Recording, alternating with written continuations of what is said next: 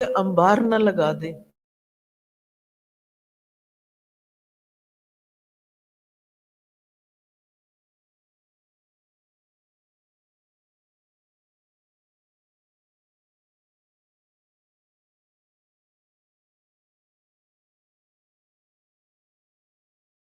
बढ़ती जाती, फिर हमें कहीं निकालने का मौका मिल जाता है और हम अपने आप को तावील दे देते हैं। हम तो उस शख्स को बता रहे हैं जो इस्लाह करेगा, और फिर जो हम जबान खोलते हैं, नल खोल देते हैं, तो कहीं रुकने का नाम नहीं लेते, और बाज़ ऐसे अल्फाज इस्तेमाल करते हैं कि जो किसी मोमिन के शायान शान नहीं होते कि वो किसी के बारे में ऐसी बात करे।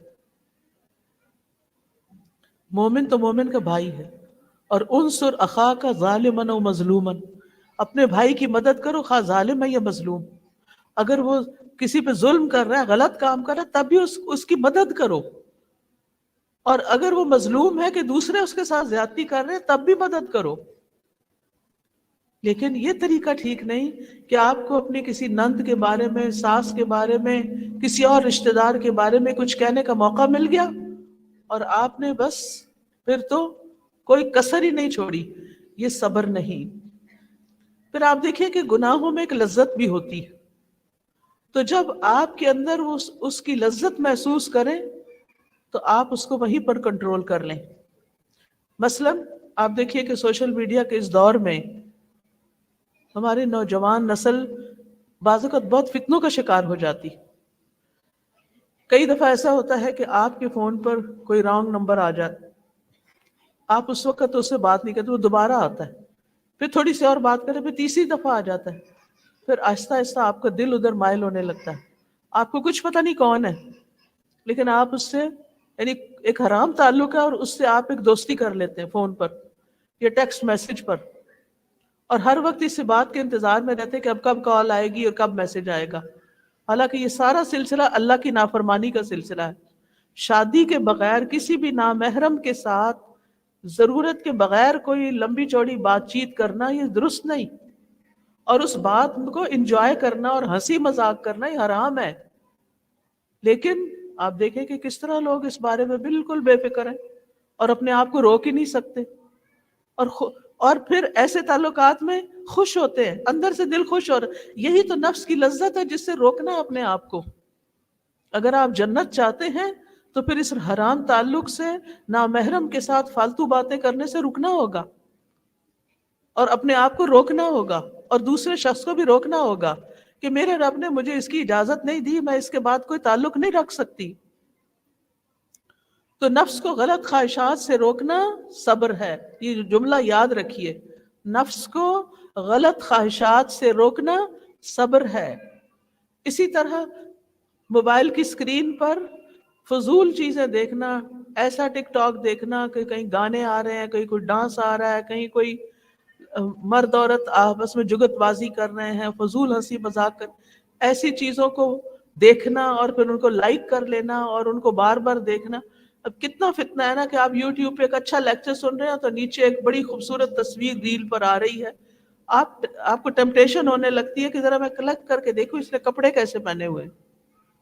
बस यहीं से शुरू हो जाता है। आप वो देखते हैं, बार बार देखते हैं, उसको बार बार देखते हैं, और वो जो अच्छा काम कर रहे थे वो तो पीछे ही रह गया। तो आपने सब्र तो ना किया। सब्र क्या है? आपका नफ्स, आपकी ख्वाहिश नफ्स कितनी भी कहे कि इसके जरा ड्रेस देख लो, तुम अपना भी ऐसा बनवा लो, नहीं देखना, मेरा इसके बगैर भी गुजारा हो सकता है। मुझे अपने आप को बहुत खूबसूरत और बहुत महंगे और बहुत कीमती ड्रेसेस के साथ नहीं संवारना, मुझे अच्छे अखलाक के साथ, ईमान और तकवा के साथ अपने आप को खूबसूरत बनाना है। तो ऐसी जितनी भी चीजें हैं कि जो हराम के दर्जे में आती हैं, अब इसराफ जो है वो हराम है। इन्नल मुबद्दिरीन कानू इख्वान शयातीन। अब वो खवातीन अल्लाह ताला को क्या जवाब देंगी जो कई कई लाख का मंगनी और शादी का सूट बनवा रही हैं? क्या जवाब देंगी अल्लाह को? और फिर सिर्फ देखा देखी, वो फुला भी तो कर रहा है, वो फुला के घर में कुरान क्लास होती है और उनकी शादी ऐसे हो रही है, हम भी क्यों ना करें? और फिर अगर नहीं है तो कर्जा ले लेके कर रहे हैं। कितने गलत ट्रेंड्स हमारे माशरे में चल पड़े हैं जिसकी वजह से कितनी ही बच्चियों की शादी नहीं हो पाती क्योंकि वो ऐसे जोड़े अफोर्ड नहीं कर सकती। وہ جہیز افورڈ نہیں کر سکتی. اول تو جہیز لینا ہی ایک انتہائی غلط چیز ہے، کیونکہ اللہ تعالیٰ نے مرد کو قوام بنایا ہے اور مرد کے ذمہ یہ بات رکھی ہے کہ وہ لڑکی کو نہ صرف یہ کہ اپنے گھر لائے اور اس کی تمام ضرورت کی چیزیں پوری کرے، بلکہ الٹا اس کو حق مہر بھی دے. اس کو تو مہر بھی دینا ہے، کہاں یہ کہ اس سے جہیز کے مطالبے کیے جائیں. آپ سب خواتین بیٹھی ہوئی ہیں، میں آپ خواتین سے ریکویسٹ کروں گی کہ اس رسم کو ختم کرنے میں آپ پہل کریں. اپنے بیٹوں کا جہیز نہ لیں اور آپ کہیں کہ نہیں ہم کریں گے کیونکہ بچی آپ نے دے دی ہمیں، یہ سب سے بڑا جہیز ہے. اس کی زندگی آپ نے اس کو پیدا کیا، پالا پوسا، محبت کے ساتھ بڑا کیا، اس کو پڑھایا لکھایا سکھایا، اس قابل بنایا کہ آج وہ ہماری بیٹی بن جائے. تو یہ کوئی تھوڑا چھوٹا سا تحفہ ہے، کتنا بڑا تحفہ ہے. تو اس کے ساتھ پھر مزید جہیز بھی لیے جائیں، کتنا ظلم ہے. لیکن عموماً اس معاملے کے اندر خواتین ہی زیادہ آگے جاتی ہیں، وہی مطالبے زیادہ کرتی ہیں، اور اگر لڑکی جہیز لے کر نہ آئے تو اس کی زندگی حرام کر دیتی. مجھے کسی نے بتایا کہ وہ اپنے گھر میں یعنی سسرال میں کوئی برتن استعمال نہیں کر سکتی. وہ کہتے ہیں جو ماں باپ کے گھر سے لائے وہ استعمال کرو، ہمارے برتن استعمال نہ کرو. بھائی تو پھر اس کو ماں باپ کے گھر ہی رہنے دیتے، اس کو کیوں لے آئے؟ اگر اس کو اپنے گھر کا حصہ نہیں بناتے آپ تو پھر اس کو لانے کا کیا مقصد تھا؟ تو تمام خواتین ایسے ظلم سے پرہیز کریں کہ جو اپنی بہوؤں کے ساتھ ظلم اور زیادتی کے سلوک کرتی ہیں اور ان کی زندگی حرام کی ہوئی ہے. اور اگر آپ کے بیٹے اور اس کے درمیان کوئی محبت کا تعلق ہے تو وہ آپ کو چبھتا ہے، کہیں اکیلے بیچارے چلے جائیں تو وہ آپ کو برا لگتا ہے. یہ ساری نفس کی شرارتیں ہیں اور ان سے بچنا، اپنے آپ کو روکنا، یہ دراصل صبر کرنا ہے. یہ بے صبرا پن ہوتا ہے کہ چھوٹی چھوٹی بات پر آپے سے باہر ہو جانا، ادھر شکایت لگا، جو آئے اس کو کہانی سنا، کسی کی غلطی دیکھ کر اس کے اوپر، یعنی جیسے بہو ہی کی غلطی ہوئی یا اسی طرح کوئی نند بھابھی کے بیچ میں، تو کسی کی غلطی دیکھ کر اس پر اس کو بدنام کر کے رکھ دینا، اس سے بات اس سے بات اس سے بات. بھئی جس کی غلطی ہے اس کو بیٹھ کے اچھی طرح سمجھائیں کہ یہ آپ کی غلطی ہے، یہ آپ اصلاح کر لیں. کوئی بھی آنے والی لڑکی اب آپ کے گھر کا حصہ ہے، آپ کی عزت ہے. آپ اس کو بدنام کریں گے گویا اپنے آپ کو بدنام کریں گے. اللہ سبحانہ وتعالیٰ نے مرد اور عورت کے بیچ میں جو شادی کا رشتہ رکھا اس کو لباس سے تشبیہ دی. ہن لباس لکم وانتم لباس لہن. تم ان کا لباس ہو، تم ان کو پروٹیکٹ کرو اور وہ تمہیں پروٹیکٹ کریں، تمہاری حفاظت کریں، تمہاری عزت کی حفاظت کریں. تو جو عورتیں اپنے شوہروں کی شکایتیں لگا لگا کے ان کی عزت خراب کرتی ہیں، وہ بھی حرام کام کا ارتکاب کرتی ہیں. ٹھیک ہے کوئی شکایت ہو جاتی ہے، ان کا ظلم زیادتی بھی ہو سکتا ہے، مگر اصلاح کا صحیح طریقہ سوچے. یہ نہیں کہ جو مل جائے راہ میں اس کو کہانی سنانا شروع کر دے اپنے ظلم کی داستان. تو ایسی تمام چیزیں جس پہ آپ بھڑک اٹھتے ہیں، جس پر آپ کو غصہ آ جاتا ہے، جو آپ کو بڑی ناگوار گزرتی ہے، جو آپ کے نفس میں بڑی گراں گزرتی ہے، ان سب چیزوں میں اپنے آپ کو روک کر، سوچ کر اور صحیح رستہ اختیار کرنا کہ اس مشکل سے نکلا کیسے جائے یا اس مصیبت کا حل کیا ہو. ساری انرجی اس پہ لگا دیں کہ اس کا حل کیا ہو، حل تلاش کریں. چھوٹی چھوٹی باتوں پر ہم دوسروں پر الزام تراشی کے علاوہ بعض اوقات ان کے ساتھ اپنے رویے بہت سخت کر لیتے ہیں، اور افسوس کے ساتھ کہنا پڑتا ہے کہ مائیں اپنے بچوں کے ساتھ بہت ظالمانہ سلوک بعض اوقات کرتی. آپ سمجھتے ہیں کہ آپ کا بچہ ہے، آپ اس کو جتنا مار لیں تو کوئی پوچھنے والا نہیں، اللہ آپ کو پوچھے گا. آپ کو اس طرح ہاتھ اٹھانے کی اجازت نہیں کہ آپ ان کے جسم پر نشان چھوڑ دیں یا آپ ان کو زندگی بھر ذہنی طور پر اپاہج کر دیں کہ وہ اپنے ماں باپ سے متنفر ہو جائے. اگر آپ کی اولاد آپ کی نہیں رہی تو پھر آپ نے زندگی میں کیا کمایا؟ اور اولاد اپنی کب نہیں رہتی؟ یہ بے صبری کی وجہ سے، کہ جب ہم ان کو معاف نہیں کر سکتے، جب ہم ان کے لیے اپنے دل کھلے نہیں کرتے، جب ہم ان کی زیادتیوں اور ان کی کمیوں کوتاہیوں کو معاف نہیں کر پاتے. تو یہ ساری چیزیں صبر سے ہی درست ہو سکتی ہیں. اور پھر ہر ایسے موقع پر جہاں آپ اپنے آپے سے باہر ہونے لگے تو سوچیں اللہ آپ کو دیکھ رہا ہے. اللہ دیکھ رہا ہے، مجھے اس کا جواب اللہ کو دینا ہوگا. یہ بات جو میں منہ سے نکال رہی ہوں میرے اعمال نامے میں لکھی جا رہی ہے، چاہے کوئی کتنی بھی ہمدردی کر کے آپ سے اگلوا رہا ہو. آپ کی بات آپ کے اندر رہنی چاہیے، اور اسی کا نام صبر ہے. یعنی گناہ سے رک کر اللہ کو راضی کرنا صبر ہے. تیسری چیز، اللہ کی تقدیر پہ صبر. کوئی فوت ہو گیا، کوئی مالی نقصان ہو گیا، کوئی بیماری آ گئی، یہ تقدیر کا حصہ ہے. دنیا میں ہم امتحان کے لیے بھیجے گئے ہیں، تو آزمائشیں تو آئیں گی، تکلیفیں تو آئیں گی، امتحان تو ہوگا. لیکن پھر کیا کرنا ہوگا؟ اس امتحان کے موقع پر، اس تکلیف کے موقع پر صبر کرنا ہوگا. اور اس میں اہم ترین نقطہ کیا ہے؟ شکوہ شکایت نہیں کرنا. شکوہ شکایت نہیں کرنا. یعنی جب کوئی آزمائش آئے، جب کوئی تکلیف آئے، تو کیا کرنا ہے؟ اللہ کا شکر ہی ادا کرتے رہنا ہے. کوئی پوچھے کیا حال ہے؟ کوئی حال نہیں، یہ جواب ہونا چاہیے. یہ شکر گزار بندے کا جواب ہے، یہ صبر کرنے والے کا جواب ہے. کچھ نہ پوچھیں کیا گزر رہی ہے، کیسے گزر رہی ہے. بس کوئی یعنی طرح طرح کے گلے شکوے، انسانوں کے شکوے، اللہ سے شکوے، دین سے شکوے. بعض اوقات تو دین کے تانے ہی دیتے رہتے ہیں. ہم نے یہ تم نے قرآن پڑھا ہے، یہ تم نے دین پڑھا ہے، یہ فلاں دین والے ایسے ہیں، یہ داڑھی رکھ کے ایسے کرتے ہیں، یہ حجاب کر کے ایسے کرتے ہیں. اس طرح کی باتیں زبان سے نکالنا جو ہے یہ زیبا نہیں ہے. تو بعض اوقات کسی انسان سے آپ کو تکلیف پہنچ جاتی ہے تو آپ نے جواباً منفی جملہ نہیں بولنا. یعنی تکلیف کے وقت منفی جملے نہیں بولنے، اور اللہ کے فیصلے کو قبول کرنا ہے، ایکسپٹ کرنا ہے. اللہ نے کسی کا جوان بیٹا لے لیا، وہ اللہ نے پیدا کیا تھا، آپ نے نہیں پیدا کیا تھا. وہ اللہ کی امانت ہے، اللہ نے لے لیا ہے. اب میرا کام کیا ہے؟ رضیت باللہ ربا وبالاسلام دینا وبمحمد النبی صلی اللہ علیہ وسلم. رضیت باللہ ربا، اللہ میں آپ کے رب ہونے پہ راضی ہوں. آپ کی امانت تھی، آپ نے لے لی. میں کوئی جزا فضا نہیں کروں گی، میں کوئی چیخ پکار نہیں کروں گی، میں کوئی آپ سے ناراضگی کا اظہار نہیں کروں گی، میں آپ کی رضا پہ راضی. تو صبر کیا ہے؟ زبان سے بڑبڑانا نہیں، غلط جملے نہیں بولنے، موڈ آف کر کے نہیں بیٹھ جانا، منفی گفتگو نہیں کرنی، اور غم اور غصے میں ایسے الفاظ منہ سے نہیں نکالنے کہ جو ایمان کے خلاف ہوں یا اللہ کی تقدیر کو رد کرے. یہ نہیں کرنا وائے می، اللہ مجھے ہی کیوں آزمایا، اللہ نے مجھے ہی کیوں یہ بیماری دی، اللہ نے میرا بچہ کیوں چھین لیا.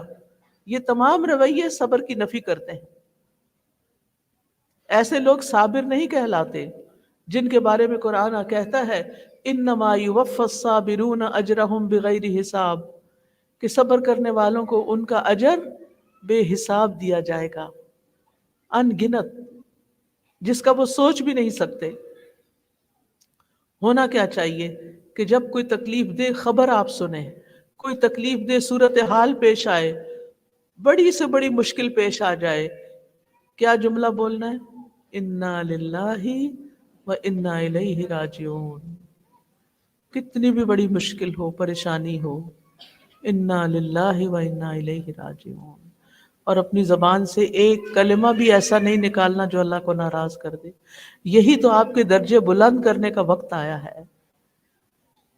یہ الفاظ صرف مرنے پر نہیں بولے جاتے، ہر تکلیف، ہر تنگی اور ہر پریشانی کے موقع پر یہ الفاظ بولنے چاہیے. ان کا مطلب کیا ہے؟ یعنی یہ 4-5 لفظ ہیں، چھوٹی سے چھوٹی مشکل، بڑی سے بڑی مشکل. اس کا مطلب یہ ہے کہ انا للہ، بے شک ہم سب اللہ کے ہیں. ہمارا جسم، ہماری جان، ہمارے معاملات، ہماری مشکل، سب کچھ اللہ کے، سب اللہ کے اذن سے ہو رہا ہے. اللہ ہی کو پتا ہے کہ میری زندگی میں کیسے کیسے حالات آنے ہیں.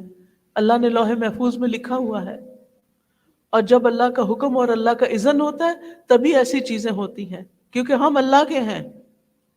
ہم اللہ کے ہیں اللہ نے ہمیں بنایا ہے، اللہ نے ہماری تقدیر لکھی ہے، اللہ نے ہمارے حق میں یہ فیصلہ کیا ہے۔ مثلاً آپ کی کوئی چیز ہوتی ہے، آپ اس کو رکھتے ہیں، آپ اس کو دے دیتے ہیں، کسی کو آپ توڑ دیتے ہیں، آپ کچھ کرتے ہیں، کوئی آپ سے پوچھ سکتا ہے؟ آپ کیا کہتے ہیں؟ یہ میری چیز ہے۔ تو ہم کس کے ہیں؟ اللہ کے ہیں۔ انا للہ، ہم اللہ کے ہیں۔ اللہ ہمارے بارے میں جو چاہے فیصلہ کر سکتا ہے، ہمیں ناراض ہونے کی بالکل کوئی گنجائش نہیں۔ یاد رہے گی یہ بات انشاءاللہ۔ ہم اللہ کے ہیں، ہمارا مال کس کا ہے؟ اللہ کا، ہماری اولاد اللہ کی، ہماری عزت اللہ کے ہاتھ میں، ہمارے فیصلے اللہ کے ہاتھ میں، صحت اور بیماری اللہ کے ہاتھ میں، سب کچھ اللہ کے ہاتھ میں۔ ہم بھی اسی کے ہیں، وہ ہمارے بارے میں جو چاہے کرے، ہمیں شکایت کا کوئی حق نہیں۔ اور پھر وَإِنَّا إِلَيْهِ رَاجِعُونَ، اور ہم سب اسی کی طرف واپس جانے والے ہیں۔ ہمیں واپس بھی جانا ہے، جب واپس جائیں گے تو اس صبر کا اجر پائیں گے۔ اس کا انتظار کریں کہ اللہ سبحانہ وتعالی کس طرح ہمیں اس صبر کا اجر عطا کرتا ہے، کیونکہ اللہ تعالیٰ فرماتے ہیں انما یوفی الصابرون اجرہم بغیر حساب، صبر کرنے والوں کو ان کا اجر بے حساب دیا جائے گا، یعنی کوئی گن ہی نہیں سکتا، اتنا زیادہ۔ آپ نے کبھی زندگی میں اتنا مال دیکھا کہ جو آپ گن ہی نہ سکیں؟ ایسا تو کبھی نہیں دیکھا، دنیا میں تو ایسا کچھ ہے ہی نہیں، ہر ایک نے اپنا کچھ گنا ہوتا ہے۔ قارون کے خزانے بھی کیلکولیٹڈ تھے، اس کی کنجیاں تھیں، اور وہ ایک آرگنائزیشن کے ساتھ ان کو رکھتا تھا۔ دنیا میں آپ نے کبھی ایسا کوئی اجر دیکھا ہی نہیں جو صبر کرنے والوں کو ملے، جو آخرت میں ملنے والا ہے۔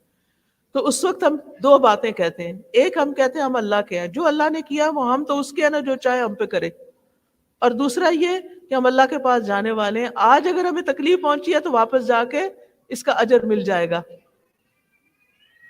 سوئی چبھ جائے، کانٹا چبھ جائے، کوئی چیز جسم پہ گر جائے، کہیں ہاتھ کھانا پکاتے ہوئے جل جائے، کوئی کچھ ہو جائے، انا للہ و انا الیہ راجعون۔ بچے کو چوٹ لگ گئی، ہڈی ٹوٹ گئی، کچھ ہو گیا، انا للہ و انا الیہ راجعون۔ اللہ کی امان ہے، اللہ کا مال ہے، اللہ کی امان، اللہ نے دیا ہے، اللہ جو چاہے کرے۔ میں اللہ سے اچھی امید رکھتی ہوں، میں اس پر صبر کروں گی اور اس صبر کا اجر اللہ سے لوں گی۔ اللہ سبحانہ وتعالیٰ نے سورۃ البقرہ میں ہمیں پہلے سے ہی بتا دیا، وَلَنَبْلُوَنَّكُمْ بِشَيْءٍ مِّنَ الْخَوْفِ وَالْجُوعِ وَنَقْصٍ مِّنَ الْأَمْوَالِ وَالْأَنفُسِ وَالثَّمَرَاتِ وَبَشِّرِ الصَّابِرِينَ، اور ہم تمہیں خوف اور بھوک اور مالوں اور جانوں اور پھلوں کی کمی میں سے کسی نہ کسی چیز کے ساتھ ضرور آزمائیں گے، اور صبر کرنے والوں کو خوشخبری دے دیجئے۔ صبر کرنے والوں کو خوشخبری دے، یعنی یہ آزمائشیں تو آئیں گی، لیکن جس نے صبر کیا اس کے لیے اجر ہی اجر ہے۔ اور پھر آپ دیکھیے کہ زندگی میں خاص طور پر جو مشکل چیزیں ہیں نا، ان میں سے خواتین کے لیے ایک بڑی مشکل چیز ہے بچوں کی پرورش۔ بچے کی پیدائش آسان ہے؟ جنہوں نے بچے پیدا کیے وہ بتائیں بچے کی پیدائش آسان ہے؟ نہیں۔ 9 مہینے پیٹ میں رکھنا آسان ہے؟ نہیں۔ تو ہائے ہائے کر کے وقت نہیں گزارنا۔ اللہ نے مجھے اس قابل کیا کہ میں ماں بنوں، تو اس لیے اگر کوئی تکلیف ہے تو کوئی بات نہیں، بس 9 مہینے گزریں گے تکلیف ختم ہو جائے گی۔ بچے کی ڈیلیوری آسان کام ہے؟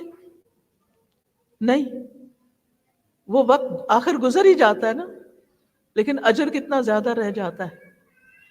لہٰذا اس وقت بھی کیا کرنا ہے؟ صبر کرنا ہے، بہت چیخ پکار نہیں کرنی، اللہ کو پکارنا ہے، کیونکہ یہ وقت ہر بچی پر آتا ہے۔ جب وہ بچے کو جنم دیتی ہے تو بہت تکلیف کا وقت ہوتا ہے، زندگی موت کا مسئلہ ہوتا ہے، لیکن اس وقت پھر کیا کرنا ہے؟ صبر کرنا ہے، صبر کرنا ہے، اور یہ نہیں کہنا اللہ یا اپنی عورتوں کے لیے کیا مشکل ڈال دی ہے۔ اللہ سے ناراض نہیں ہونا، صبر کرنا ہے، بہت بڑا اجر۔ ماں بننے کا کوئی اجر ہے نا؟ ماں کے قدموں تلے جنت ہے۔ پھر آپ دیکھیں کہ صبر بھی کتنا کرنا ہے، ربنا افرغ علینا صبرا، کہ اللہ صبر انڈیل دے۔ یہ تصویر اتاری آپ نے، ابھی موبائل کی لائٹ آن ہوئی ہے، اگر کسی نے بھی کوئی تصویر اتاری تو پلیز اس کو ڈیلیٹ کریں، اس کو ڈیلیٹ کریں۔ میں نے آپ کو دیکھ لیا جب کیمرے کے فلیش آن ہوا ہے۔ یہ امانت ہے، کسی کی بھی تصویر آپ نہیں لے سکتے، یہ ایک اخلاقی جرم ہے، اور اللہ تعالیٰ آپ کو دیکھتا ہے کہ آپ کیا کر رہے ہیں۔ تو یہ جو فرمایا نا کہ افرغ علینا صبرن، کہ ہمارے اوپر صبر انڈیل دے، آپ اس کو یوں سمجھیں کہ جیسے آپ بیٹھے ہوئے ہیں اور کسی نے ایک پانی کی بالٹی لا کے آپ کے اوپر انڈیل دی ہے، کوئی جگہ خشک رہے گی؟ آپ کی رہے گی کوئی جگہ خشک؟ پوری بالٹی آپ پہ پڑ جائے، کوئی پوری بوتل آپ کے اوپر ڈال دے تو کیا ہوگا؟ آپ سارے بھیگ جائیں گے۔ یعنی یا اللہ ہمیں صبر میں بھگو دے، صبر کی بارش ہم پہ کر دے، صبر ہمارے اوپر بہنے لگ جائے، ہماری آنکھوں میں بھی صبر ہو، ہماری زبان میں بھی صبر ہو، ہمارے کانوں کے ذریعے بھی صبر ہو، ہمارے ہاتھوں میں بھی صبر ہو، ہمارے پورے وجود میں صبر ہو، ہمارے ایک ایک عضو میں صبر ہو۔ اللہ ہم پہ صبر انڈیل دے۔ آپ دیکھیے نا کہ صبر ان سب چیزوں سے کرنا پڑتا ہے۔ آنکھ سے وہ چیز نہیں دیکھنی جو حرام ہے، صبر ہے نا یہ، کہ چیز نظر آ رہی ہے اور آپ کا دل کھنچ رہا ہے ادھر، لیکن آپ اپنی آنکھیں پھیر لیتے ہیں، یہی صبر ہے۔ پھر زبان سے کوئی بات ایسی نہیں نکالنی، یہ زبان کا صبر ہے۔ کانوں سے کوئی ایسی بات نہیں سننی کہ جو آپ کو لذت آ رہی ہے سن کے مگر اللہ کو پسند نہیں، یہ صبر ہے۔ ہاتھ نہیں چلانا کسی پر، یہ صبر ہے۔ اور اپنے پورے وجود میں صبر انڈیلیں گے تو چہرے کے اوپر بھی ایسے اثرات نہیں آنے چاہیے۔ پچھلے دنوں ہمارے بہت ہی محترم استاد ڈاکٹر محمد الغزالی کی وفات ہوئی۔ آخری دن ان کا 69 ایئرز کے تھے وہ، آخری دن ان کا بہت ہی پروڈکٹیو تھا۔ یونیورسٹی گئے، وہاں پر ایک سیمینار تھا عربی زبان کے بارے میں، وہ کیا، بچوں کو اپنے عمرے کے لیے روانہ کیا، اور سارے دن کے کام کاج کے بعد جب گھر آئے ہیں، آ کے مغرب کی نماز کے لیے گئے ہیں، کھانا کھایا ہے اور عشاء کی نماز کی تیاری کر رہے ہیں کہ ایک دم طبیعت میں تھوڑا اوپر نیچے ہوئے ہیں اور 40 سیکنڈ کے اندر ان کی وفات ہو گئی۔ It took only 40 seconds۔ یہ ڈاکٹر غازی کے چھوٹے بھائی تھے، ان سے 13 سال بعد فوت ہوئے ہیں۔ میں ان کے گھر والوں کے صبر پر حیران تھی، سبحان اللہ۔ ان کی اہلیہ مسکرا کے بات کر رہی تھی، یعنی جس خاتون کا ایک ساتھی چلا جائے، اور وہ بھی عام انسان نہیں، بہت بڑا اسکالر، بیٹیاں کہہ رہی تھیں، بھتیجیاں کہہ رہی تھیں کہ جب بات کرتے تھے علم کی بات کرتے تھے، کبھی کوئی فالتو فضول بات ہی نہیں کی۔ گھر میں 100 مسئلے ہوتے ہیں، لیکن ہر چیز کو اللہ سبحانہ وتعالیٰ کی طرف موڑ دینا، اسی کو صبر کہتے ہیں نا۔ مسائل کس کی زندگی میں نہیں، بھائی فوت ہو گئے تو ان کی فیملی کی بھی ذمہ داری ان پہ آ گئی، ان یتیموں کی بھی ذمہ داری آ گئی ان پہ۔ تو آپ دیکھیے کہ ایک نیک انسان ایسا ہی ہوتا ہے نا کہ جس کا وجود دوسروں کے لیے تربیت کا باعث بن جاتا ہے۔ ہمارے سامنے اچھے رول ماڈل نہیں ہوتے، جس کی وجہ سے ہم دین پڑھ کے بھی بے صبریاں کرتے ہیں، ہمیں طریقہ ہی نہیں آتا زندگی گزارنے کا۔ یعنی ساری بچیاں، بھائی کی بھی، ان کی اپنی بھی، سب ان کے بچے سارے کے سارے اتنے کمپوزڈ، اتنے کام، اور اتنے اچھے طریقے سے ان کا ذکر کر رہے تھے کہ میں نے ایسا مرگ کہیں نہیں دیکھا کہ کسی کے گھر میں وفات ہوئی ہو اور وہ اتنے مہذب طریقے سے ساری بات کر رہے ہوں۔ ورنہ عام طور پہ کیا ہوتا ہے، کوئی موڈ آف کر کے بیٹھا ہوتا ہے، کوئی ہائے وائے مچائے ہوئے ہوتا ہے، کوئی کسی افراتفری کا شکار ہوتا ہے، کوئی قصے پہ قصے ایسے موت کے بیان کیے جا رہا ہوتا ہے کہ جس سے دوسرے اور ڈسہارٹ ہوں، کوئی اپنی حسرتیں سنا رہا ہوتا ہے۔ کوئی ایسی بات نہیں، اللہ کی رضا پہ راضی۔ تو یہ فرق علم کے ساتھ ہی آتا ہے نا۔ اور ایسے نیک انسان میں بھی زبان کا بھی صبر، آنکھوں کا بھی، سارے جسم کا، جب بارش پڑے گی صبر انڈیلا جائے گا تو چہرے پر بھی تو آئے گا نا، یعنی چہرے پر بھی مسکراہٹ ہو، اللہ کی رضا پہ راضی ہوں۔ ام سلیم رضی اللہ تعالیٰ عنہ کا واقعہ آپ سب نے سن رکھا ہے کہ جب ان کے بیٹے کی وفات ہوئی، شوہر سفر سے واپس آئے تو ان کو فوراً نہیں بتایا کھلایا پلایا سلایا، اور صبح کے وقت ان سے ذکر کیا اور پوچھا اگر کوئی اپنی امانت رکھ کے واپس لے لے تو آپ ناراض ہوں گے؟ تو انہوں نے کہا نہیں، کل آپ کا بیٹا اللہ کی امانت تھا، اللہ نے واپس لے لیا۔ ہم میں سے کوئی سوچے کہ وہ کیا اپنے بیٹے کے، اللہ نہ کرے کہ کسی ایسی تکلیف کے موقع پر ایسا صبر دکھا سکتی؟ کتنا بڑا رول ماڈل ہے یہ صحابیات، لیکن ہمارے پاس وقت ہی نہیں کہ ہم صحابیات کی زندگی پڑھیں، ایسے واقعات کو دیکھیں اور پھر اس سے رہنمائی لیں، جبکہ ہم ہر نماز میں کہتے ہیں اہدنا الصراط المستقیم صراط الذین انعمت علیہم، اللہ ان لوگوں کا راستہ دکھا جن پر تو نے انعام کیا، اور یہ ایسے ہی انعام یافتہ لوگ ہیں۔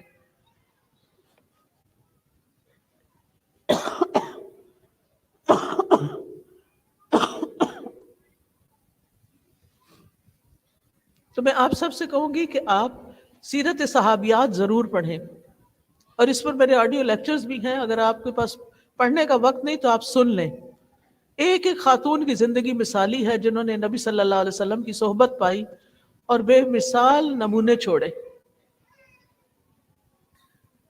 پھر اسی طرح آپ دیکھیں کہ صبر میں جب صبر انڈیلا جائے گا تو آنکھ کان سے بھی ایسی باتیں نہیں سننی، جب کوئی لوگ فضول باتیں کر رہے ہیں تو وہاں سے اٹھ جائیں، جب کوئی کسی کی غیبت کر رہا ہو تو دلچسپی نہ لیں، کوئی کسی پہ الزام تراشی کر رہا ہو تو اس کو روکیں، اور پھر ہمیں رسولوں کی طرح صبر کرنے کا حکم دیا گیا، وَاصْبِرْ كَمَا صَبَرَ أُولُو الْعَزْمِ مِنَ الرُّسُلِ، اس طرح صبر کیجئے جیسے اولو العزم رسولوں نے صبر کیا۔ ان میں سب سے پہلے نوح علیہ السلام ہے۔ کتنے سال صبر کیا تھا انہوں نے؟ 950 سال صبر کیا۔ ہم سے 2 دن صبر نہیں ہوتا۔ لوگوں کی کتنی تکلیفیں ان کو پہنچی، آخر میں آ کے انہوں نے پھر بد دعا کی کہ یہ تو سلسلہ ختم ہونے کا نام ہی نہیں لیتا، یہ کفر اور فسق اور نافرمانی تو ختم ہی نہیں ہو رہی، ان لوگوں کو اب ختم کر دیا جائے۔ دوسرے اولو العزم رسول کون تھے؟ ابراہیم علیہ السلام۔ انہوں نے صبر کیا، ان کی زندگی میں تکلیفیں آئیں، ان کے والد نے ان کے ساتھ کیا سلوک کیا تھا؟ آگ میں ڈالا، آگ ٹھنڈی ہو گئی، انہوں نے اپنے باپ کو کوئی گالیاں والیاں دی، کوئی برا بھلا کہا کہ یہ ٹاکسک پیرنٹس ہیں، ہماری زندگی میں زہر گھولتے ہیں؟ نہیں، کچھ نہیں کہا، بلکہ یا ابتی کہہ کے پکارا اور سلام کیا اور کہا میں آپ کے لیے دعا کروں گا، اور ان کو چھوڑ کر چلے گئے۔ بیٹے کو ذبح کرنا آسان کام ہے؟ کیسے صبر کیا؟ بیوی اور اس پیارے بچے کو جو اتنے سالوں کی دعاؤں کے بعد ملا تھا، اس کو اپنے سے جدا کر کے مکہ میں چھوڑ دیا تنہا اکیلے، یہ آسان کام تھا؟ ہمارے آج کے دور میں جب سوشل میڈیا کا دور ہے، ہر وقت باتیں ہو رہی ہیں، ایئرپورٹ پہنچ کے باتیں ہو رہی ہیں، دوسرے ملک پہنچ کے باتیں ہو رہی ہیں، اس وقت کی جدائی ہم سے برداشت نہیں ہوتی کہ ہم اپنے بہن بھائیوں کو، اپنے بچوں کو چھوڑ رہے ہیں تو ہماری آنکھوں میں آنسو آ جاتے، تو کیا وہاں تو کچھ بھی نہیں تھا جہاں انہوں نے اپنے بیوی بچے کو چھوڑ، کیا اس میں صبر تھا یا نہیں؟ تو اگر کوئی صبر سیکھنا چاہے تو ابراہیم علیہ السلام کی زندگی سے صبر سیکھے۔ تیسرے پیغمبر کون ہیں؟ موسیٰ علیہ السلام۔ موسیٰ علیہ السلام کی زندگی میں کوئی مشکل آئی؟ ان کی تو پیدائش کے ساتھ ہی مشکل شروع ہو گئی تھی۔ فرعون کا مقابلہ کرنا کوئی آسان کام تھا؟ جان ہتھیلی پہ رکھنا تھا۔ پھر قوم کو لے کر جب سمندر کی طرف گئے تو کس طرح کی آزمائش آئی، پیچھے دشمن آگے سمندر، کیسا صبر کیا؟ کلا ان معی ربی سیہدینی، ہرگز نہیں، میرے ساتھ میرا رب ہے، وہ مجھے میری رہنمائی کرے گا۔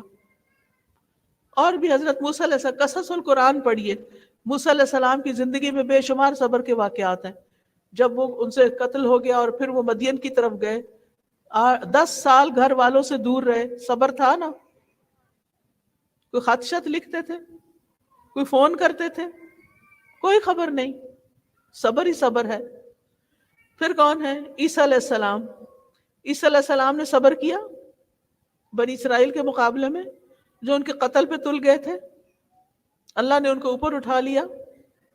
یہ سارے پیغمبروں کے حالات قرآن مجید میں آتے ہیں، خود بھی پڑھیں، بچوں کو پیغمبروں کی کہانیاں سنائیں، اگر آپ بچوں کی تربیت کرنا چاہتے ہیں، ان کو صبر سکھانا چاہتے ہیں، تو ان کو قصص القرآن سنائیں، بتائیں.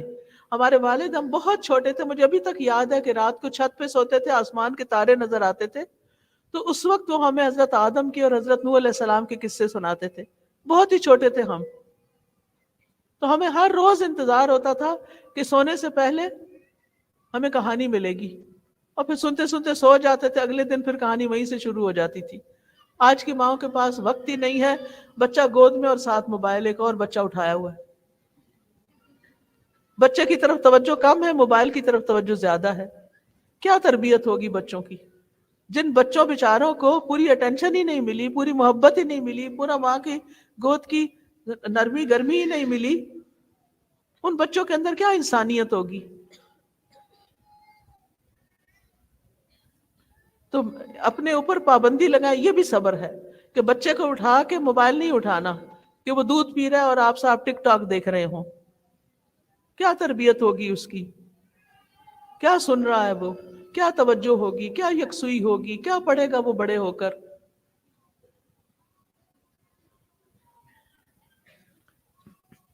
پھر آپ دیکھیے کہ ان سارے پیغمبروں نے جس طرح صبر کیا اور اللہ کی رضا پہ راضی رہے اور استقامت اختیار کی، اور پھر ہمارے نبی صلی اللہ علیہ وسلم کی مثال ہے. سب سے زیادہ تکلیفیں اور مشقتیں نبی صلی اللہ علیہ وسلم پر آئیں. 17 بار قاتلانہ حملہ ہوا، یعنی ان کی جان کے دشمن اتنے تھے. بے شمار غزوات میں خود حصہ لیا. بچے فوت ہوئے آپ کی زندگی میں، پیاری بیوی فوت ہوئی حضرت خدیجہ اپنی زندگی میں، چچا فوت ہوئے جو اتنے بڑے سپورٹر تھے.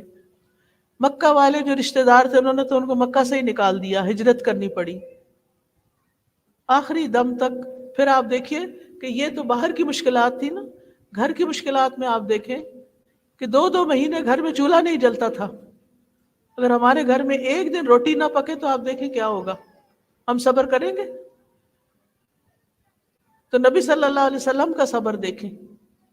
جہاں کوئی مشکل پیش آئے، نبی صلی اللہ علیہ وسلم کے صبر کو مثال بنائیں.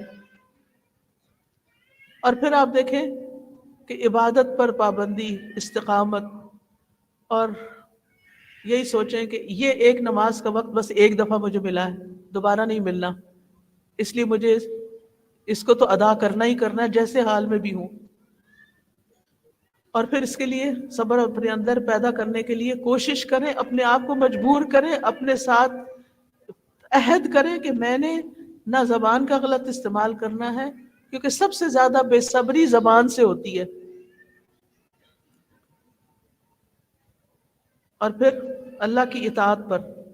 اب دیکھیں کہ صبر پر ہم ہمت کیوں ہار جاتے ہیں؟ اس کی وجہ یہ ہے کہ ہمیں فوری نتیجہ نہیں نکلتا تو ہم بے صبرے ہو جاتے ہیں. یاد رکھیے ایک چیز، تکلیف جتنی بھی بڑھ جائے نا، ایک آیت یاد رکھیے، لا یکلف اللہ نفسا الا وسعها. اللہ کسی نفس پر اس کی وسعت سے بڑھ کر بوجھ نہیں ڈالتا. اللہ کو پتا ہے ہم کتنا صبر کر سکتے ہیں، بس وہ اتنا ہی آزماتا ہے. اور پھر یہ سوچا کریں جس رب نے صبر کا حکم دیا ہے اسی رب کے لیے صبر کرتے ہیں، اپنے نفس کے خلاف بھی اور شیطان کے خلاف بھی. جب شیطان اکساہٹیں ڈالے، وسوسے ڈالے، اعوذ باللہ السمیع العلیم من الشیطان الرجیم من ہمزہ ونفخہ ونفثہ پڑھ کے 3 دفعہ اپنے دل پہ تھتکارے، تھو تھو تھو، تاکہ آپ شیطان کی اکساہٹوں سے بچیں، آپ کے اندر صبر آئے. اور ایک اور چیز آپ یاد رکھیے، حدیث میں آتا ہے من یتصبر یصبرہ اللہ، جو صبر کرے گا اللہ اس کو صبر کی توفیق دے دے گا. ٹھیک ہے؟ صبر کرنے سے آتا ہے. مثلا آپ قرآن پاک کی تلاوت روز نہیں کر پا رہے تو نیکی پر صبر کرنا ہے، روز پڑھنا ہے. اچھا آپ پڑھنا شروع کریں گے، آپ کو پہلا صفحہ بڑا مشکل لگے گا، دوسرا ذرا آسان لگے گا، تیسرا اور آسان ہوگا، اور چوتھے پہ زبان چل جائے گی اور آپ پڑھنا شروع کر دیں گے، پھر آپ انجوائے کرنے لگیں گے. ایک نیک انسان تھے، وہ کہتے ہیں میں نے 20 سال تہجد پڑھی، مجھے مزہ نہیں آیا اپنے نفس کے اوپر جبر کر کر کے۔ 20 سال بعد اللہ نے مجھے تہجد میں لذت عطا کر دی، اور اب میرے لیے یہ ایک انجوائبل عبادت ہے، کیونکہ پہلے انہوں نے صبر کیا اور پھر صبر سے چیزیں آسان ہو گئیں۔ کوئی بھی نیکی کا کام شروع میں مشکل ہوگا، لیکن پھر آپ نے کیا کرنا ہے؟ صبر کرنا ہے، پھر آسانی ہو جائے گی۔ ٹھیک ہے؟ ان مع العسر یسرا، یہ اللہ کا قانون ہے۔ فإن مع العسر یسرا، تنگی کے ساتھ آسانی بھی ہے۔ شادی ہوئی، نئے گھر گئے، مشکلات پیش آنے لگی، فوراً دل بھار بیٹھے، میں نہیں یہاں رہ سکتی، میں جا رہی ہوں واپس۔ اکثر لڑکیاں اب یہ کر رہی ہیں، جس کا نتیجہ کیا ہے؟ گھر بستے ہی نہیں ہے، گھر بنتے ہی نہیں ہے۔ یہ بے صبری کا نتیجہ ہے۔ تھوڑا صبر کریں۔ شروع میں آپ کو عادات سمجھنے میں، لوگوں کو انڈرسٹینڈ کرنے میں مشکل ہوگی، لیکن پھر آہستہ آہستہ آہستہ آپ اس گھر میں اپنی جگہ بنا لیں گے۔ اور آپ کی اپنی جو بڑی مائیں، خالائیں وغیرہ ہیں، ان سے پوچھئے کہ شادی کے شروع میں انہیں کوئی مشکلات ہوئی تھی، پھر انہوں نے کیا کیا تھا، اور پھر اس کے بعد اب ان کی زندگی میں کتنی آسانی ہے۔ طلاق یافتہ ہو کے گھر بیٹھ جانا آسانی نہیں ہے، دوسری شادی آسان نہیں ہے، اور دوسری جگہ بھی نباہ کرنا آسان نہیں ہے۔ اس لیے اگر اللہ اللہ کر کے شادی ہو گئی ہے اور مشکلات پیش آ رہی ہیں تو صبر سے کام لیں، اللہ تعالیٰ دن پھیر دے گا۔ لا یکلف اللہ نفسا الا وسعها۔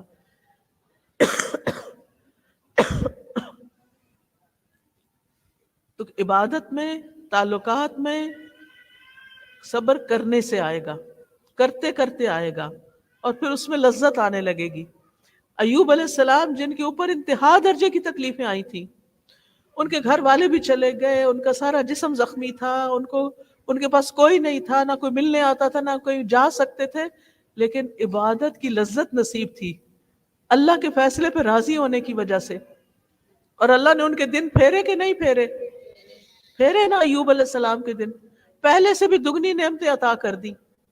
اگر زندگی، یاد رکھیے یہ بات، اگر آج آپ کی زندگی میں کوئی مشکل ہے تو اس پہ صبر کر لیں، اللہ سے دعائیں کریں، وَاسْتَعِینُوا بِالصَّبْرِ وَالصَّلَاةِ، دعائیں مانگتے رہیں، اور کرتے کرتے کیا ہوگا؟ ایک دن آئے گا کہ بالکل حالات بدل چکے ہوں گے، آسانیاں ہو چکی ہوں گی۔ یعنی کوشش کرتے رہیں، لیکن وقت دیں اپنے آپ کو، ہمت نہ ہاریں۔ اگر آپ نے کبھی نماز نہ پڑھی ہو اور نماز شروع کرے تو کیا آپ کے گوڈے گٹرے دکھیں گے؟ تکلیف ہوگی نا، آپ سجدے میں نہیں جا سکیں گے۔ پھر آہستہ آہستہ آہستہ آہستہ کرتے ہوئے آپ اتنے فلیکسیبل ہو جائیں گے کہ آپ کے لیے نماز پڑھنا مشکل ہی نہیں رہے گا۔ قرآن پڑھتے ہوئے آپ بور ہونے لگتے ہیں نا، تھک جاتے ہیں، نیند آنے لگتی ہے، لیکن کچھ پھر آپ اس کی پرواہ نہ کریں، صبر کریں، پڑھتے رہیں پڑھتے رہیں، تھوڑی دیر کے بعد کیا ہوگا؟ آپ چلتے رہیں گے۔ چوتھی چیز اور اہم اور آخری چیز، لوگوں کی اذیتوں پر صبر۔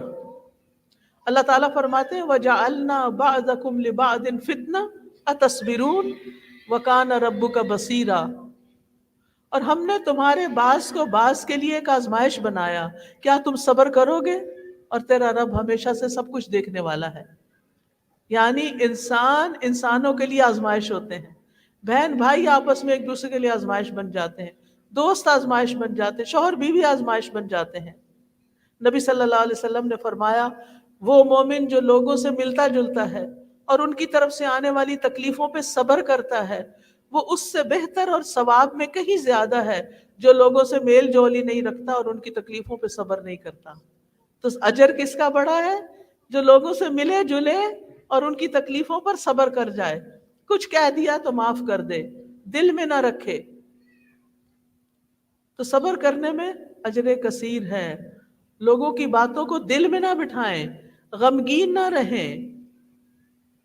اللہ تعالیٰ فرماتے ہیں وَاصْبِرْ وَمَا صَبْرُكَ إِلَّا بِاللَّهِ وَلَا تَحْزَنْ عَلَيْهِمْ وَلَا تَكُ فِي ضَيْقٍ مِّمَّا يَمْكُرُونَ، اور صبر کیجئے، اور نہیں آپ کا صبر مگر اللہ کی توفیق سے، اور ان پر غم نہ کرو اور نہ کسی تنگی میں مبتلا ہو اس سے جو وہ تدبیریں کرتے ہیں۔ لوگوں کے رویوں پر غم نہیں کرنا، وہ مجھ سے سیدھے منہ بولتی نہیں، وہ میرے ساتھ تعاون نہیں کرتی، وہ میرا ساتھ نہیں دیتی، وہ میری مالی مدد نہیں کرتی، نہیں، توقعات نہ رکھیں لوگوں سے، غم نہ کریں لوگوں کے رویوں پر، معاملہ اللہ کے سپرد کر دیں کہ اللہ ٹھیک کرے گا۔ اللہ تعالیٰ اگر ایک شخص نہیں میرے ساتھ چلتا، اللہ کوئی دوسرا پیدا کر دے گا، اگر ایک بچہ میرا فرما بردار نہیں، اللہ تعالیٰ کوئی دوسرے کو فرما بردار کر دے گا۔ فیڈ اپ نہ ہو، پریشان نہ رہیں، غم کو طاری نہیں ہونے دینا۔ وہ خیال جو تھوڑی تھوڑی دیر بعد آپ کے دل پر آئے، وہ وسوسہ ہوتا ہے۔ وسوسہ ہوتا ہی یہی ہے کہ کوئی پریشان کن خیال بار بار آتا ہے۔ یاد رہے گی یہ بات؟ اب آپ نے اپنا جائزہ لینا ہے اپنا، کیسے؟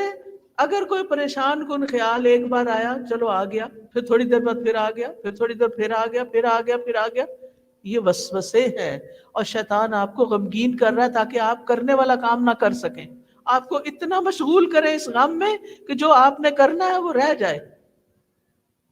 آپ نے فوراً 3 دفعہ یہ دعا پڑھ کے اپنے سینے پہ دل کے اوپر تھتکارنا ہے، تھو تھو تھو کرنا ہے، چھو نہیں کرنا، پھونک نہیں مارنی، تھو تھو کرنا ہے، شیطان کو بھگانا ہے۔ اعوذ باللہ السمیع العلیم من الشیطان الرجیم من ہمزہ ونفخہ ونفثہ، اور رنج و غم کی دعائیں پڑھنی۔ اسی طرح اگر کوئی آپ کو ستائے، اس پر بھی صبر کرنا ہے، کسی سے کوئی تکلیف پہنچے، کوئی آپ پر الزام لگائے، اس پر ہی صبر کرنا ہے۔ کوئی آپ پر کسی اور کو ترجیح دے دے، کئی دفعہ ایسے ہوتا ہے نا، کچھ لوگ، آپ نے نوٹ کیا ہوگا، آپ کہیں گئے ہیں کسی کے گھر، لوگ آتے ہیں خوشی سے سلام کرتے ہیں، جو ان کا سب سے پسندیدہ شخص ہوتا ہے اس کو سرو کرتے ہیں، پھر اس کے ساتھ والے کو، اور آپ کو بھول کے چلے جاتے ہیں۔ کبھی ہوا آپ کے ساتھ؟ اس باقی سب کو سرو کر دیا، آپ کو چھوڑ دیا، اب آپ کے دل پہ کیا گزرتی ہے؟ آپ کو غمگین ہو جاتے ہیں، آپ اس مجلس کا مزہ ہی نہیں لے سکتے، آپ کہتے ہیں میری ایسی بےزتی، ایسی لہائی، یہ میرے ساتھ کیا ہو گیا، ہم تو ان کے نزدیک امپورٹنٹ ہی نہیں ہے، لہٰذا آئندہ تو میں ان کے گھر کبھی بھی نہیں آؤں گی، میری توبہ۔ یہ بے صبری ہے۔ آپ اس وقت کوئی وجہ تلاش کریں، کوئی وجہ ہوگی نا، وہ بھول گئی ہیں، انہوں نے دیکھا نہیں، غلطی ہو گئی ان سے، پوچھ لیں بلا کے ان سے، اگر بہت ہی پریشانی ہو رہی ہے کہ آپ مجھے کیوں چھوڑ گئی۔ اول تو یہ شکوہ کرنا بھی بے صبری ہے، یہی تو بے صبری ہے، شکوے شکایتیں کرنا۔ باوقار مہذب انداز اپنائیں، اچھا کوئی بات نہیں، خوشگواری سے، خوشی سے اس تکلیف کو سہ جائیں، دیکھیں کیسا اجر اللہ آپ کو دیتا ہے، کیسی عزت آپ کو اللہ دیتا ہے، اور کیسا ریوارڈ آپ کو اللہ دیتا ہے۔ اور کئی دفعہ ایسے ہوتا ہے نا، جہاز میں آپ لوگوں نے نقاب لیا ہوتا ہے، حجاب لیا ہوتا ہے، وہ ایئر ہوسٹس آتی ہے، اس کو بھی پوچھتی ہے، اس کو بھی پوچھتی ہے، یہاں بھی ہنس کے بات کر، اور حجاب والے کو اگنور کر کے چلی جاتی ہے کہ جیسے ہی ایگزسٹ ہی نہ کرتے ہوں۔ تو اس وقت اب حجاب والے چیخ چلا کے بولے، آپ یہ کیا کر رہی ہیں، اور آپ مجھے سرو نہیں کر رہی، کیا یہ حجاب کی عزت ہوگی؟ نہیں نا، یہ بے صبری ہوگی۔ آپ ہاتھ کھڑا کریں، اسمائل کریں، پاس بلا کے آرام سے بات کریں، آپ مجھے بھی سرو کر دیں، بات ختم۔ کتنی دفعہ لوگ جہازوں میں لڑائی پھڈا ڈال دیتے ہیں۔ پچھلے دنوں میں کوئی بتا رہا تھا مجھے کہ ایک جہاز لینڈ کرنا پڑا کیونکہ میاں بیوی اتنا لڑنے لگے، سارے جہاز والوں نے ان کو چپ کرانے کی کوشش کی، وہ چپ ہی نہیں کر رہے تھے، آخر جہاز ان کو نیچے اتارا جا کے لینڈ کر کے۔ کیونکہ بعض لوگ تو اتنے بے صبرے ہو جاتے ہیں، اتنے آپے سے باہر ہو جاتے ہیں کہ بس اس بات کو بھولتے ہی نہیں، اور پھر نہ یہ دیکھتے ہیں کہ گھر ہے کہ باہر ہے، آپے سے باہر، ساری دنیا کے سامنے بیچتی، چیخنا چلانا۔ یہ مومن کا شعار نہیں۔ مومن تو درگزر کرنے والا ہوتا ہے، مومن تو معاف کرنے والا ہوتا ہے، مومن تو بھولا بھالا ہوتا ہے، مومن تو بھول جانے والا ہوتا ہے، اور اسی سے پھر آپ کا اخلاق اچھا ہوتا ہے۔ اگر آپ دل میں باتیں رکھیں گے نا، وہ چہرے پہ ٹپکیں گی۔ مثلاً آپ کے دل میں کسی کے خلاف نفرت ہے نا، اگر جو ہی آپ اس کو دیکھیں گے، آپ کے چہرے کا رنگ بدل جائے گا، آپ کی اسمائل غائب ہو جائے گی۔ تو یہ با اخلاق تو نہ رہنا آپ کیا سوچیں گے اس وقت؟ دل بڑا کریں گے، دل بڑا کر کے کہیں گے کوئی بات نہیں، ہو گیا نا، بس ختم۔ مجھ سے بھی تو کئی دفعہ ہوا ہوگا، میں تو ہمیشہ یہی سوچتی ہوں، جب میرے ساتھ کوئی زیادتی کرے تو میں سوچتی ہوں پتہ نہیں میں نے کس کس کے ساتھ زیادتی کی ہوئی ہے. تو اگر میں نے کی اور میں چاہتی ہوں مجھے معاف کر دیا جائے تو دوسروں کو بھی معاف کرو, جانے دو, لیٹ اٹ گو, چھوڑو پرے, اچھی بات سوچو, اچھے کاموں کے لیے چلو. کیونکہ شیطان کا بہت بڑا حربہ ہے ہمیں غیر ضروری چیزوں میں الجھا کے, گھر کے مسئلے مسائل میں الجھا کے ہماری پروڈکٹیوٹی ختم کر دے, ہمیں اللہ نے جو ٹیلنٹ دیا ہے جو کچھ ہم کر سکتے وہ نہ کرنے دے. بہت سے لوگ کامیاب کیوں نہیں ہوتے زندگی میں؟ وہ غیر ضروری چیزوں میں الجھتے رہتے ہیں اور کرنے کا کام نہیں کرتے. جب آپ ہر وقت غمگین رہیں گے, دکھی رہیں گے, پریشان رہیں گے, آپ کیا کریں گے؟ آپ تو کچھ کرنے کے قابل نہیں. ان سب چیزوں سے اوپر اٹھنا ہوگا اور لوگوں کے رویوں سے درگزر کرنا ہوگا, کسی کی تکلیف پر صبر کرنا ہوگا, دوسروں کے متعلق سوچ مثبت رکھنی ہوگی, پازیٹیولی سوچنا ہوگا. نبی صلی اللہ علیہ وسلم کو جب طائف والوں نے سخت ستایا تھا, سب کو پتا نا طائف کا واقعہ, آپ کو پتھر مارے گئے تھے, جبریل آئے تھے آپ کے پاس, کیا کہا تھا انہوں نے کہ یہ پہاڑوں کا فرشتہ ہے, اس کو حکم دیجئے یہ 2 پہاڑوں کے درمیان ساری قوم کو پیس کے رکھ دے گا. آپ نے کیا فرمایا؟ کیا فرمایا تھا آپ نے؟ نہیں ان کو نہیں مارنا, مجھے امید ہے اللہ ان کی نسل سے ایسے لوگ پیدا کرے گا جو صرف اسی کی عبادت کریں گے اور اس کے ساتھ کسی کو شریک نہیں کریں گے.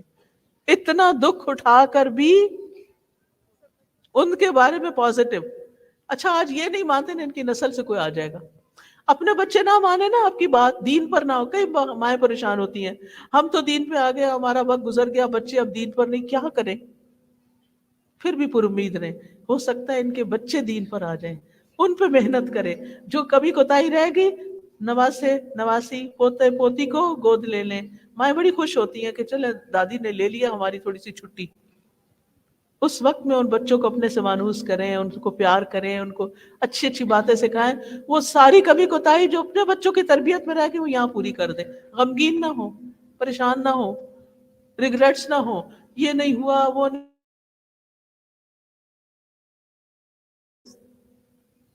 تو ہم نے شیطان کی بات تھوڑی ماننی.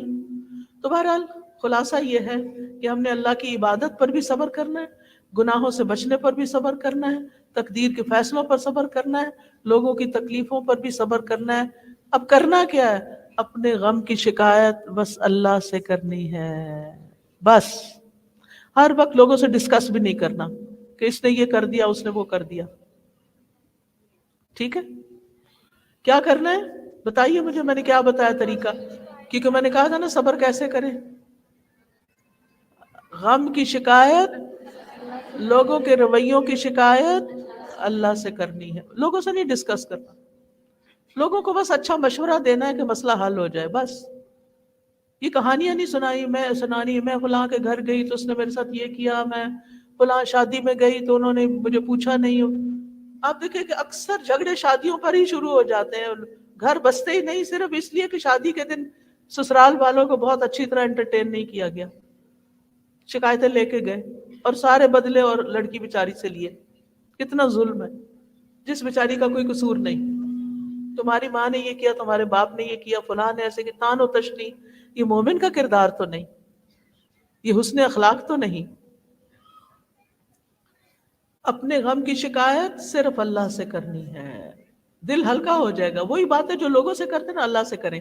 یعقوب علیہ السلام نے کہا تھا نا انما اشکو بثی وحزنی الی اللہ. بچوں سے, اپنے گھر والوں سے تکلیف پہنچی تھی, اپنے بیٹوں سے تکلیف پہنچی, ان سے لڑائی نہیں ڈال لی, ان کو نہیں چھوڑ دیا, نہ نکال دیا, نہ خود نکلے, بلکہ کیا کیا, ان کے ساتھ رہے.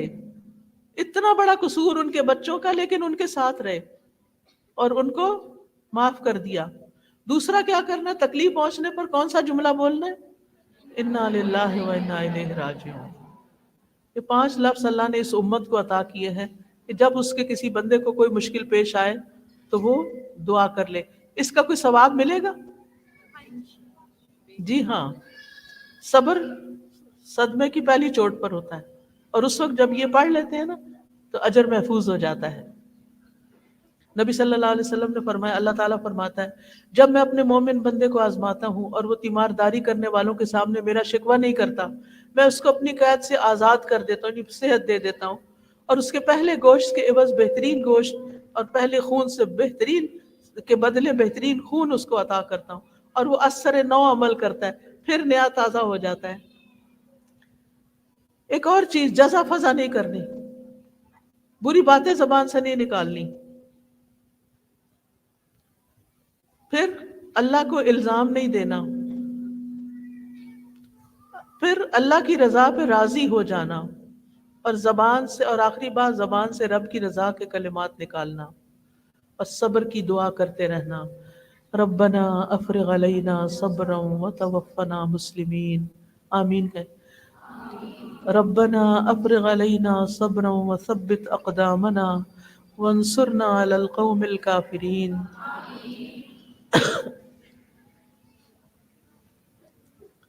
جب رنج و غم زیادہ ہو جائے تو لا الہ الا انت سبحانک انی کنت من الظالمین۔ جب دل قابو میں نہ ہو، یا حی یا قیوم برحمتک استغیث، اللہ اپنی رحمت کر دے اور میرے دل کو ہدایت دے دے۔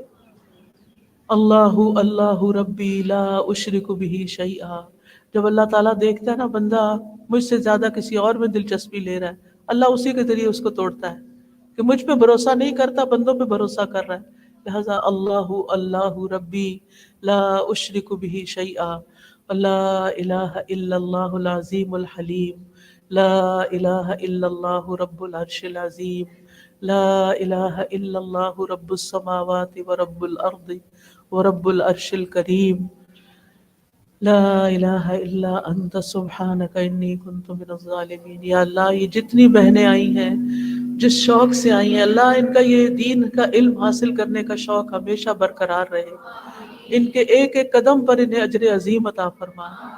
یا رب العالمین ہم سب پر اپنی رحمت نازل فرما، اور ہمیں زندگی میں صبر کرنے والا بنا، اور اس صبر پر ہمیں بے حساب اجر عطا فرمانا۔